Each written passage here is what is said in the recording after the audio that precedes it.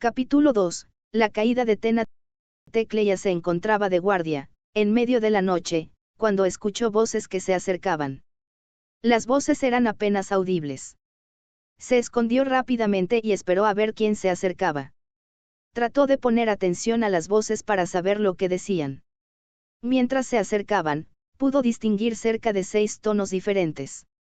La comida no es suficiente, dijo una voz. Cazadores han muerto, indicó otra voz femenina. Situación es insostenible, de seguir así, mencionó una tercera voz de Rocar, comentó otra vez la primera voz. Sin opciones, dijo una cuarta voz. Tecleya sabía que aquellos que se movían en las sombras eran solo pocos, pero que sus palabras se repetían a lo largo de la tribu. Decidió que lo más prudente era mantenerse escondido. Como hijo de un explorador, había tenido la suerte de ser intocable, no participaba en las tareas asignadas a la mayoría. A él lo entrenaban en la lanza y el cuchillo. Le encargaban vigilar algunas noches. En eso consistían sus tareas. Comía bien. Dormía cómodo. Debido a esto, los demás miembros de la tribu lo consideraban de la clase dominante, aquellos a quienes despreciaban y temían, pues los culpaban de la decadencia en la cual se encontraban. Tecleya no sabía si alguien más se había dado cuenta del descontento general, pero guardó silencio, no por temor a que ignoraran sus palabras, sino por temor a lo que podría pasarle a esa gente que ya se encontraba sufriendo. Intentó poner más atención a las voces, para escuchar mejor. Quizá identificara a alguno de ellos, pero solo escuchaba partes de la conversación. Hacer algo. Este valle se encuentra sin más alimento. Es necesario que busquemos otro, dijo la voz femenina. Permitir que salgamos. Lo más importante es, observó la cuarta voz. Imposible enfrentarnos a todos ellos, sin entrenamiento ni armas. Comentó la primera voz. ¿Quién nos ayude? Debemos encontrar a quien conozca los caminos. Dijo la tercera voz con alguien que tiene todo, para exponer su vida por ayudarnos. Observó la segunda voz. Vernos otro día, ya tardamos mucho. No sabemos si alguien está de guardia. Ordenó la primera voz. Las voces se apagaron. Los interlocutores se dispersaron. Tecleya se quedó meditando un rato sobre lo que había escuchado. Él era poco más que un niño. Tenía apenas 20 años. Le faltaba tiempo para que pudiera enrolarse en la casta de los cazadores. Intentó despejar su cabeza. Las pocas frases que había logrado escuchar se repetían, una y otra vez, en su mente. Había sentido la tristeza y desesperanza de sus palabras. Imaginó sus rostros. Algunos eran demacrados, otros estaban cansados. Sus cuerpos eran delgados, consumidos por el hambre y la enfermedad. El rojo de su piel era como un lago seco, cenizo, con fracturas y grietas. Las palabras resonaban con fuerza, sobre todo por la verdad que en ellas había. Tecleya sacó su lanza y se dispuso a realizar los ejercicios que su maestro le había enseñado. Cada movimiento intentaba callar las voces, sin poder conseguirlo. Por el contrario, cada tajo que daba con la lanza era como un grito en el que las palabras sangraban fuego. Los movimientos eran precisos, coordinados, fieles reflejos de una instrucción firme. Tecleya practicó hasta que sus músculos se quejaron. Sentía su cuerpo tenso, temblorosos. Pero, en su cabeza, las palabras escuchadas eran un eco interminable, creciendo en magnitud. Sentía que esas palabras lo herían. Recibió el amanecer con la mente atribulada. Fue relevado a primera hora. Sintió que debía contar lo que había escuchado, pero sus labios no se movieron. Regresó a sus aposentos e intentó dormir. Sin poder conseguirlo, comió algo y se alistó para salir. Necesitaba acallar esas voces que lo estaban consumiendo. Comenzó a recorrer las calles bulliciosas, prestando atención a cada oráculo miraba, a las palabras que susurraban a escondidas. Tecleya era alto, medía 2 metros con 22 centímetros. No era una estatura considerable, pero notaba que muchos de los oráculos con los que se encontraba disminuían su altura por temor o por debilidad, producida por falta de alimento. Debido a esto, Él parecía más alto que la mayoría, ya que en su entrenamiento se corregía siempre su postura, la cual siempre debía mostrar la gallardía propia de un cazador. En los conios, actualmente, se ofrecían frutas ya muy maduras, plantas secas, carne a punto de la descomposición. En la época de Bantela, el gran Areslan, los conios estaban repletos de fruta fresca, de plantas recién cosechadas y carne aún sangrante. Las voces resonaron con más fuerza en su cabeza. Los cazadores eran alimentados con los mejores alimentos, y el resto de la tribu se mantenía de las sobras. Imposible. Necesitamos hacer algo. Si esto sigue así moriremos en 2 años. Cállate. El anciano Zorak miró a Tleyaka, y dio un ligero golpe con su bastón a su acompañante. En ese momento, los dos hicieron una ligera reverencia y se alejaron en silencio. Tleyaka los miró alejarse y, por un momento, pensó alcanzarlos e interrogarlos. Sin moverse los observó perderse entre los Zorak que llegaban al conio para adquirir algo para comer. ¿Qué les hubiera dicho si los hubiera alcanzado? Se preguntó. Me habrían contado lo que está pasando. Me habrían tratado con respeto o con miedo. Sin encontrar una respuesta satisfactoria, siguió caminando, observando el movimiento de las calles y los conios. En todos lados, los Zorak lo evitaban, bajaban la mirada, interrumpían sus pláticas. Durante los siguientes días Tleyaka realizó visitas constantes a las calles de la aldea. La situación se repitió en cada ocasión. Las voces ya no tenían la misma fuerza, pero seguía habiendo un murmullo persistente que le minaba el corazón. Las palabras que había escuchado aquella noche habían sembrado en él una semilla que comenzaba a germinar. Una madrugada, mientras se encontraba en labores de vigilancia, se había escondido, esperando que nuevamente encontrara a aquellos cuyas voces lo perseguían. No era la primera vez, pero esta, mientras observaba las estrellas ser opacadas por la luz púrpura del Teom, el satélite diosa que surcaba los cielos, voces que eran apenas un susurro se acercaban. Tleyaka observó con atención para ver si podía reconocer a alguien. Sin embargo, todos usaban capucha. Aunque podía distinguir bajo las capas a Zoraks y Zorakas, como eran llamadas las hembras, los rostros estaban cubiertos. Prestó atención, hasta que pudo escuchar claramente de lo que hablaban. No podían soportar más esta situación.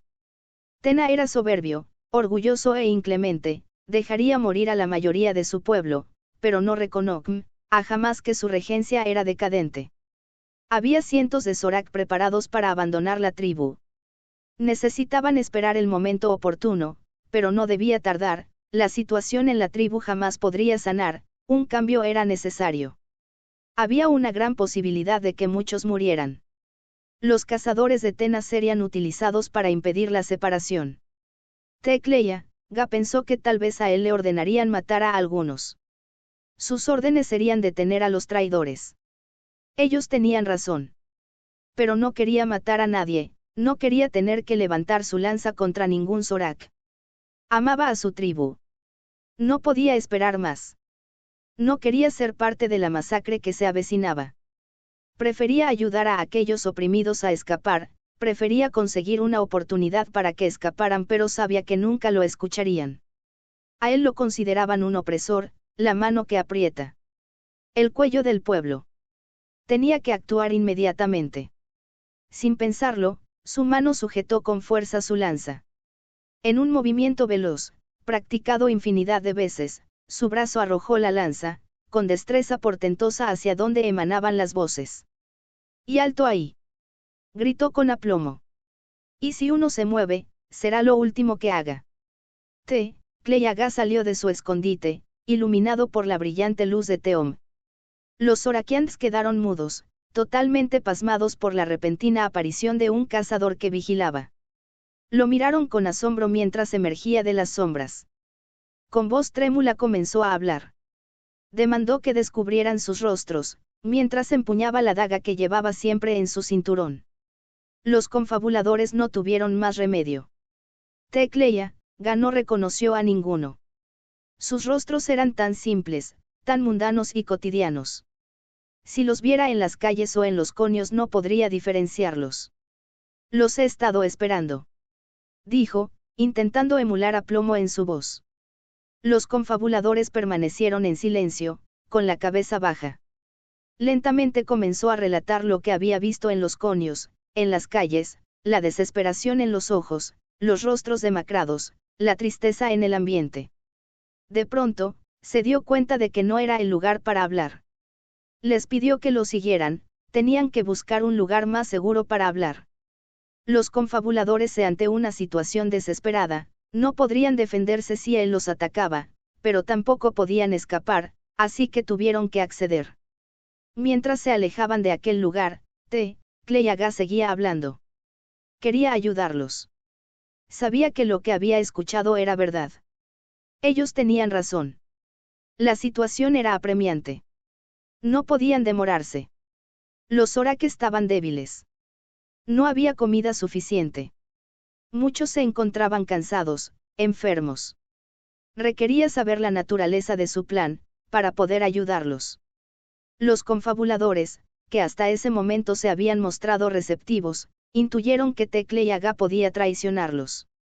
La información que solicitaba era la clave para su escape. Si le contaban todo y él los delataba, todo habría acabado. Todo acabará. Si no confían en mí, si tienen que retrasar sus planes. Explicó Cleyaga. No habrá forma de volver a planear nada. Si yo quisiera, ya habría aprovechado la información que tenía para evitar que ustedes pudieran haberse reunido. No tienen más remedio que confiar. Las palabras hicieron eco en ellos. Uno a uno, comenzaron a presentarse. Entre los confabuladores se encontraban Engar Blan orfebre, Simoune Laik instructora de tejido, Deria Ratallador, Prael que tenía solo una mano y había sido cazador en su juventud, Kesianan fabricante de agua fermentada, Dorik Bou curtidor de pieles y Joel y partera. Cleyaga escuchó lo que ellos habían planeado. No había tiempo para cambiar la estrategia, así que se ofreció a ser el que los guiara en el escape. No podría ayudar en nada más, interferir en el plan significaría cambiarlo todo, y eso sería perder tiempo, tiempo que no tenían. Les dijo que él sabía cómo avanzar en la noche, cómo abrir camino para que pudieran alejarse lo más posible antes de que se supiera de su escape. La luz de la mañana los encuentró aún haciendo planes. Tardaron aún una hora más, después del amanecer, en lo que Cleyaga pudiera explicarles la forma en que saldrían de la aldea y cómo avanzarían para alejarse lo más posible, poniendo distancia entre ellos y una patrulla eventual de búsqueda. También les dijo que debían cargar ligero, que no podían llevar muchas cosas o se retrasarían. Solo podrían llevar lo indispensable, lo básico para poder avanzar deprisa y mantenerse con vida. Los conspiradores no parecían completamente en Cleyaga, y no tenían razones, ciertamente, pero quien se había mostrado más receptiva, había sido la vieja Joely. Sobre todo, porque entendía que si Cleyaga quisiera traicionarlos, no habría nada que pudieran hacer, tenía 3 Zoraks embarazadas, que se habían encomendado a la diosa roja para que su parto se retrasara lo suficiente para permitir que escaparan. Joely sabía que entrarían en labor en 20 días, por lo que tendrían que partir antes del 10º día. Eso les permitiría poder tener 10 días de viaje. Suficiente para esconderse. Li también les dijo que la tribu no podría alimentar más bocas, ni siquiera tenían para alimentar a las bocas que actualmente había en la tribu. No había más remedio que confiar en el Zorakni cazador. A Cleyaga le había molestado que lo llamaran Zorakni cazador, pero técnicamente era cierto, aún no había sangrado, aún no se había bañado en la sangre de una presa. Todavía faltaban 2 años para eso. Quizá esta fuera su prueba, quizá no debería esperar más. Pronto llegaría el día de su sangrado en la casa. Al siguiente día, Cleyaga comenzó a buscar una ruta de escape segura. Subió a la colina más cercana y una ruta que podría servir como sendero. Lo recorrió durante más de medio día. El camino era accidentado, no era regular y había bastantes rocas salientes que dificultaban avanzar rápido. Pensó que eso era lo que necesitaba, el primer trayecto dificultaría a sus perseguidores, quizá podrían pensar que no era un camino adecuado para escapar y eligieran otro. El segundo día volvió a recorrer el camino. Esta vez se alejó más, quiso llegar más adelante, hasta una distancia a la que pudiera considerar que sería la adecuada para el primer trayecto. El día del escape tendrían que avanzar la mayor distancia posible, tendrían que avanzar más de 100 veces 1000 pasos. Tendrían que avanzar desde que saliera Terom, el satélite diosa, hasta que el ojo de fuego del gran cazador estuviera en lo más alto. Ancianos, enfermos, hambrientos, críos y las embarazadas tendrían que avanzar los pasos necesarios para escapar, al menos por ese día. Descansarían mientras el ojo de fuego del gran cazador los mirara, y cuando durmiera tras las montañas volverían a avanzar, si es que no los habían alcanzado. Dejó marcas en las rocas, en las grandes plantas. Los Orak no sabían escribir, no los cazadores, solo los ancianos encargados de las tumbas ponían unas marcas en la tumba de cada Areslan muerto, según ellos era su nombre. Tlaga chocó piedras contra las rocas, hasta quebrarlas.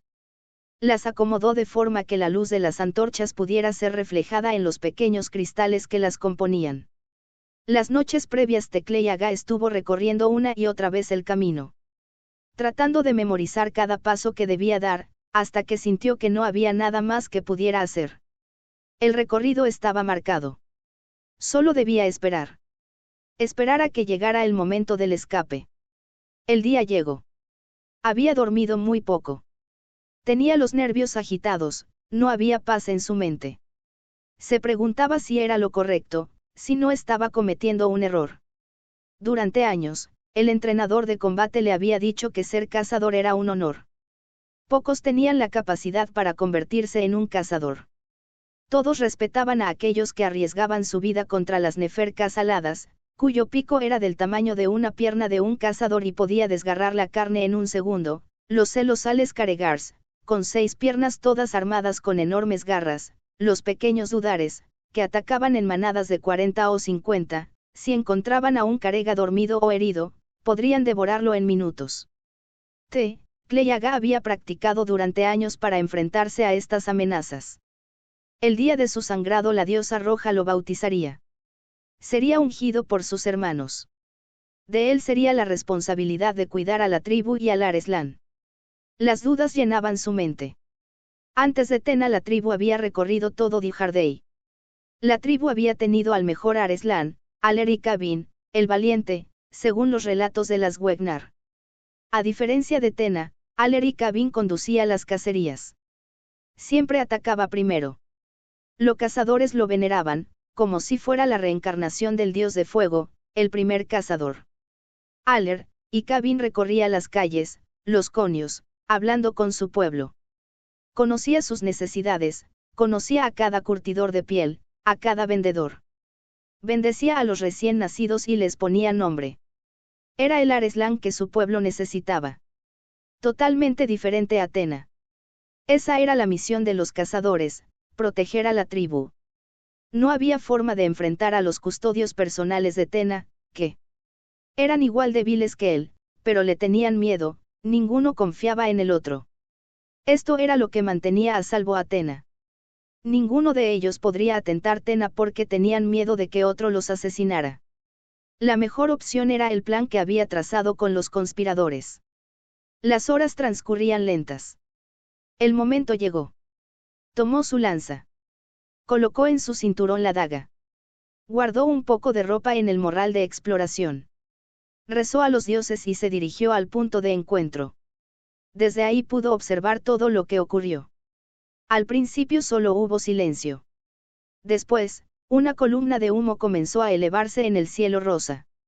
Una segunda continuó, y más fueron uniéndose. El silencio se rompió. Gritos inundaron la noche. La obscuridad fue invadida por la luz escarlata de las llamas que comenzaban a consumir las carpas de piel y tela. La primera en llegar fue Kesianan, con un grupo de casi 20 Zoraks, la mayoría jóvenes. Las llamas se alzaban a una altura de 6 o 7 cuerpos. Gritos y llantos se propagaban con más fuerza. Doric Bow, el curtidor, llegó con menos Zoraks que Kesianan, todos ellos de edad avanzada. Tecleyaga tenía que esperar a un grupo más, antes de comenzar a avanzar. La fila era muy pequeña para que pudiera ser seguida por los cazadores, pero debían avanzar pronto. El tiempo era un enemigo igual de implacable que los cazadores. La obscuridad se alejaba de las llamas, pero a los gritos de terror se les unieron los de cazadores. En la confusión originada por las llamas, algunos Zorak habían comenzado a atracar las despensas de Tena. Los custodios se veían superados en número. La sangre brotó de los Zoraks que habían atacado las despensas. Los sonidos de violencia se unieron a las llamas y a la noche. Joely fue la tercera en llegar. La acompañaban casi 50 Zoraks. Tecleya comenzó la marcha. Todos lo seguían en una sola línea. Atrás de él iban los más ancianos, seguidos de las embarazadas y aquellas que tenían críos de brazos. Al final iban los que eran más jóvenes que Tecleya, Ga. Poco a poco, fueron avanzando, alejándose de la luz carmesí de las llamas y de la destrucción. Tras ellos se habían unido 66 Zoraks guiados por Engarblan el orfebre, Simoún Elaik la instructora de tejido, Deriarra tallador, Prael que empuñaba su lanza con la única mano que le quedaba. Teom iluminaba su camino. Las estrellas eran testigos del primer éxodo de los Zorakians. El éxodo de la libertad. Tecleya los guiaba CNN cuidado. Las antorchas eran pocas, casi innecesarias. Tesón brillaba con una luz púrpura intensa. Había voces que alzaban un rezo hacia la diosa, pidiendo su gracia y cuidado. Horas más tarde, la luz del ojo de fuego del gran cazador iluminó el horizonte. La larga fila seguía avanzando, guiada por los gritos de ánimo que profería Tecleya. De vez en cuando, Tecleya abandonaba la fila, indicándole a Doric Bou hacia dónde debía seguir y las marcas que tenía que encontrar en su camino. Recorría la larga fila para animar a todos los que lo seguían. El camino era accidentado, incluso peligroso, pero era el único camino que les quedaba. Les pedía que avanzaran sin titubear, prometiéndoles tierras fértiles, comida abundante, agua clara. Aún les quedaban varias horas por recorrer antes de hacer la primera parada. Pedía a los que estaban cerca, que ayudaran a quienes cargaban a los pequeños en brazos. Distribuyó alimento a lo largo de la fila, explicándoles que tenían que comer mientras avanzaban, no podían detenerse para eso. 2 veces tuvo que regresar por rezagados, pero la fila no dejó de avanzar. Finalmente, el ojo de fuego se hallaba en la parte más alta del cielo. Tecleya detuvo la fila. Organizó a cada Zorak para que realizaran las acciones necesarias para descansar. Colocó a varios de los Zorak más jóvenes en lugares para vigilar por si había alguien siguiéndolos.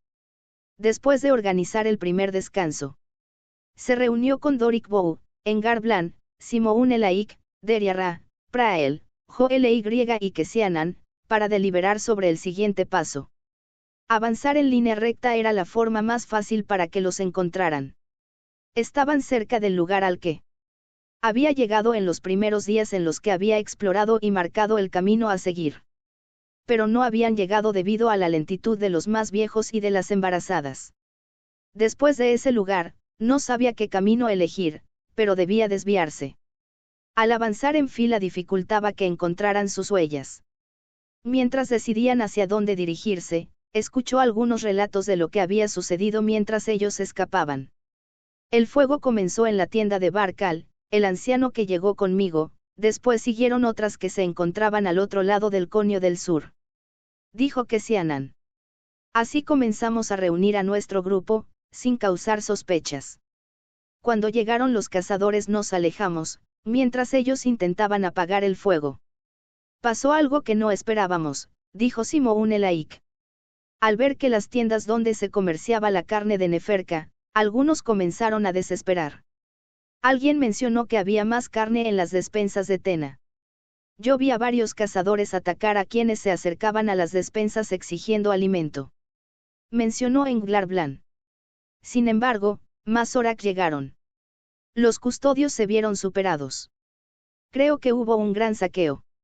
Aunque muchos perdieron la vida. Añadió con tristeza. Mientras nos reuníamos, escuchamos pasar a unos cazadores que decían que había una revuelta entre los custodios de Tena. Comentó Deriarra. Lo más probable es que haya un nuevo Areslan en breve. No creo que los custodios de Tena lo traicionen. Explicó Prael. Le tienen mucho miedo. Es posible que la oportunidad de librarse del tirano haya logrado un milagro.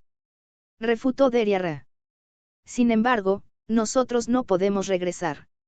Lo que haya pasado no es asunto nuestro.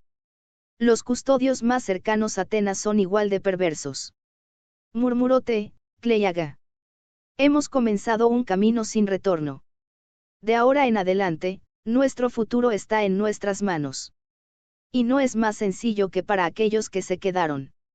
Aún debemos avanzar por varios días para sentirnos más libres. Tampoco tenemos alimento suficiente, ni tenemos cazadores. Debemos entrenar lo antes posible para que los que se encuentren en edad puedan esgrimir una lanza y me acompañen a buscar alimento. Es cierto, la comida se acabará antes de llegar al tercer día. Confirmó Egnar. Quizá podamos encontrar plantas adecuadas mientras avanzamos, pero tampoco bastarán. Tiene razón Engar. Dijo Simón el Laik. Pero tampoco podemos avanzar de noche, mientras más nos alejamos de la Alade, es más probable encontrar bestias salvajes. Y no tenemos cazadores para enfrentarlos. No tenemos cazadores, pero hay más de 20 que ya han dejado la primera edad. Tendrán que ser los que me ayuden a cazar. Puedo enseñarles lo básico. Compensaremos talento con número. Observó Cleiaga. Es peligroso. Pero no tenemos más remedio. El grupo de pequeños cazadores se alistó. Cleiaga los organizó y realizó un viaje de reconocimiento. No iban a viajar de noche esta vez. Se habían alejado bastante, aunque no lo suficiente para un equipo especializado. Sin embargo, no tenían otra alternativa. Además de peligroso, no estaban en condiciones. Los viejos no aguantarían avanzar más, sin un adecuado descanso. Cleiaga visitó a los vigías que había colocado en el camino, los relevó por quienes ya habían descansado. A la mañana siguiente, con los primeros rayos del amanecer, desayunaron ligeramente antes de continuar la marcha. El recorrido fue difícil. Cleiaga habría querido avanzar más rápido, pero no había sido posible. Avanzaron entre hierba alta, donde el calor y la humedad hacía que se detuvieran a beber agua. Por fortuna, habían un pequeño río. El grupo de confabuladores se reunió con Cleiaga para decidir si debían seguirlo o cuál sería el camino más adecuado. Seguir el río es lo más seguro. Mencionó Engar Blan. Lo más seguro es que si nos están buscando, y llegan a encontrarlo, también pensarán que debíamos seguir río. Replicó Cleiaga. Entonces debemos llenar los somas con toda el agua posible y alejarnos. Él se notaba cansado, aunque su orgullo lo mantenía firme. Aquí hay muchas plantas. Solo necesitamos realizar una pequeña exploración para encontrar algo de alimento. Mientras avanzamos podemos ir revisando. Si comenzamos a buscar cualquier cosa, no podremos avanzar a suficiente velocidad. Necesitamos avanzar sin detenernos. La voz de Cleiaga era suave, pero firme. No podemos perder más tiempo. Todo lo que tengamos que comentar, será cuando se esconda el ojo de fuego. La gran fila continuó hasta el cuarto día. Las raciones se acabaron. Algunos comenzaron a mostrarse agotados, avanzando cansinamente. Cleiaga se percató de que se habían rezagado. El gran ojo de fuego del gran cazador aún no alcanzaba su punto más alto. No habían avanzado más de 8.000 pasos, pero tuvieron que detenerse. Se encontraban en una zona con gran vegetación a la orilla de una montaña de más de 800 pasos de altura. Lograron acomodarlos en una zona que les otorgaba algo de sombra, cerca de un risco. Deben quedarse aquí, yo llevaré a los pequeños cazadores. Buscaremos algo, lo que pueda servirnos para alimentar a nuestra gente. Cleiaga debía llevar a pequeños Soraka a una situación peligrosa, sin experiencia ni entrenamiento. He visto algunas huellas, quizá pueda encontrar la guarida de alguna bestia. Ya no tenemos más alternativa. Pasaron algunas horas. Mientras se encontraban siguiendo las huellas de un pequeño laca, Cleiaga y sus pequeños cazadores se encontraron a una manada de dudares. Medían casi 2 pies de largo, eran feroces, con pequeños dientes afilados y garras puntiagudas. Eran 2 docenas. Tecleya los ordenó rápidamente. Eran apenas 14, todos muy jóvenes, excepto Tecleya. Hizo que se colocaran en grupos de 4, pegados por la espalda. Uno se quedaría con Tecleya. Este se realizó un corte en la pierna, para que la sangre llamara a los dudares. Necesitaban matar a todos, para asegurar alimento suficiente, al menos para un día. Los dudares olieron la sangre y comenzaron a moverse. A diferencia de los pequeños cazadores, los dudares sabían trabajar en equipo, habían devorado a presas toda su vida como equipo. La única defensa que tenían los cazadores eran sus lanzas y su valor. El ataque fue rápido. Tecleya había colocado 2 grupos a su lado y uno atrás. Los dudares atacaron de forma coordinada, todos al mismo tiempo. El primero al alcance de la lanza de Tecleya murió de forma instantánea, sin embargo, otros 2 alcanzaron a llegar cerca de él. Tuvo que moverse para salvar sus afilados colmillos. Su lanza giró en el aire cortando la cabeza de uno e hiriendo al otro en el lomo. A los pequeños cazadores no les iba tan mal, movían las lanzas sin coordinación, pero mantenían a raya el ataque feroz de los dudares. Eso era lo que esperaba Tecleya, solo debían evitar que los rodearan, porque si los dudares veían un hueco, atacarían y desmantelarían la defensa. Un cuarteto estaba casi al borde de la desesperación hasta que una lanza, sostenida por un pequeño Zorak, uno de los más pequeños, había logrado cortar a un dudare. La sangre y el grito hizo que los demás se detuvieran un momento, el cual fue aprovechado por Tecleya, quien lanzó su daga con destreza sobre el más cercano al cuarteto. La adrenalina los bañó, otorgándoles la fuerza necesaria, para repeler el ataque y lograr matar a la mayoría que los cercaba. Los otros cuartetos se defendían apenas. Tecleya comenzó a dirigirse hacia ellos. Los movimientos de su lanza eran admirables. La sangre que emanaba de los dudares dibujaba figuras en el aire mientras la hoja de metal danzaba. Sin que pudiera decir cuánto tiempo pasó, Tecleya juntó a sus pequeños cazadores. Algunos tenían heridas profundas en alguna de sus piernas, pero ninguno había sido herido mortalmente. La emoción de la caza los embriagaba. A sus pies se encontraban 19 dudares. Los recogieron y regresaron al campamento. Por un día, quizá para 2, habría comida suficiente para seguir avanzando.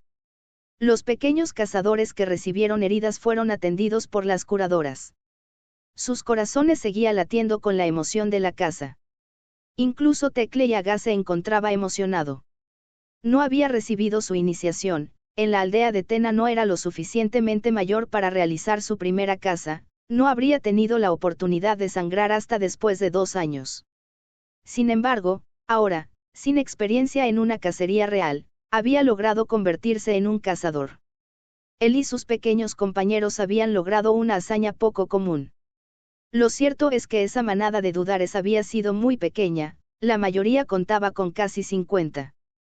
La suerte había estado con él, y con su grupo. Ese mismo día, Tecleya instó a que la fila se pusiera en camino una vez más, al menos hasta cubrir 2 veces 10.000 pasos. Al final del recorrido, temiendo que hubiera otra manada de dudares o algo peor, organizó el campamento en un círculo, manteniendo a los más débiles dentro de él, y haciendo que cada Zorak tuviera a la mano algún arma. Sin contar con las suficientes lanzas y con muy pocos cuchillos, cortaron ramas gruesas para hacer un tipo de lanza semta o porras. Dispuso pequeñas fogatas rodeando el círculo y al lado de cada una de ellas dejó a todos los que pudieran usar las armas improvisadas para repeler un ataque.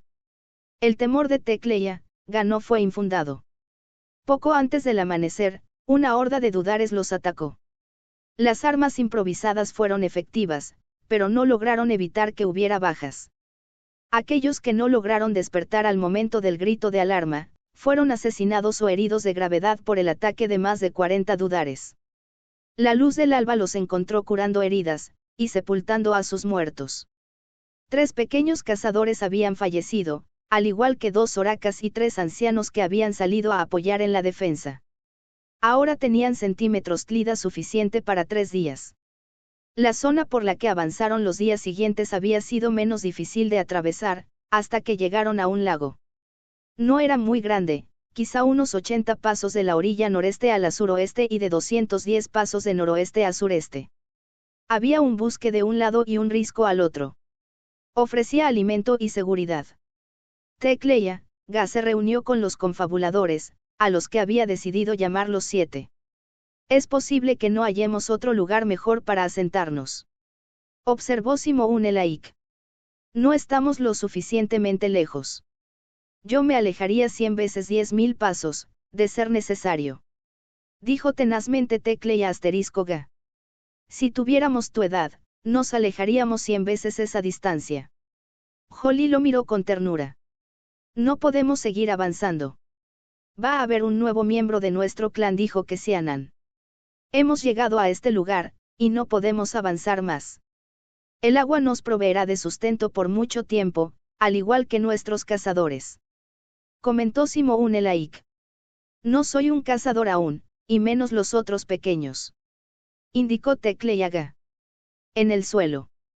Sin forma de llevar a la presa él solo, Tecleya Ga cortó un ala del Neferka y regresó al campamento.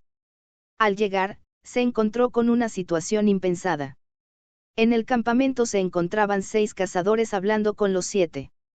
Tenían sus lanzas en forma de guardia, amenazando a quienes se encontraban delante de ellos.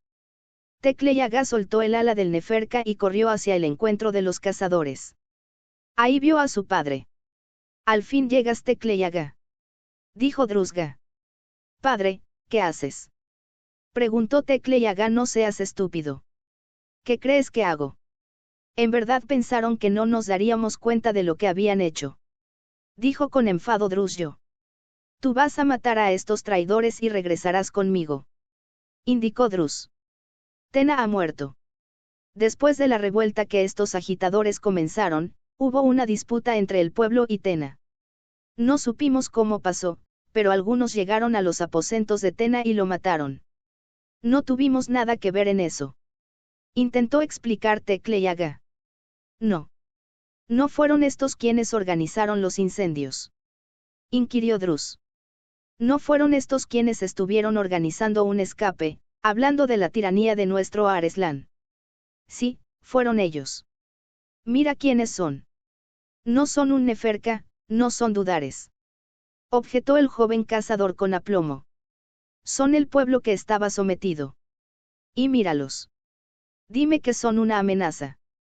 Aquellos que se rebelan contra el Areslan amenazan la estabilidad de la tribu. Sentenció Drus. Lo lamento, padre, pero ellos no se han rebelado contra su Areslan. Porque yo soy su Areslan. Y me son leales. Dijo con orgullo Tecleya Ga. Por el gran cazador, ¿de qué estás hablando? Preguntó con asombro Drus. ¿Hace cuánto que no visitas a tu pueblo, padre? ¿Hace cuánto que no ves las condiciones en las que viven? Ellos estaban en los huesos. Sobrevivían de la carne putrefacta que Tena les dejaba, mientras él, y ustedes, los grandes cazadores, comían lo mejor. La voz de Tecleya Ga era fuerte y severa. Es nuestro derecho. Nosotros cazábamos, nosotros somos quienes alimentábamos a los demás. Refutó Drus. Si no necesitas a nadie más, ¿por qué venir por nosotros? Si no sirven, ¿por qué preocuparse porque hayan abandonado a la tribu? ¿No es mejor dejar que los inútiles sigan su camino? Preguntó con tono suplicante Tecleya Ga. Seguimos órdenes, Tecleya Ga, seguimos al Areslan porque es nuestro líder. Dijo Drus, con orgullo. Tena no era un líder. Alerik Abin era el verdadero jefe. Tú me lo contaste. Me contaste cómo salía a cazar, cómo visitaba los conios, las calles. Conocía a su gente. Tena solo miraba desde su asiento sin hacer nada por su pueblo. Y los cazadores le entregaban a él todo, sin que él hubiera movido un dedo. Eso es un Saln.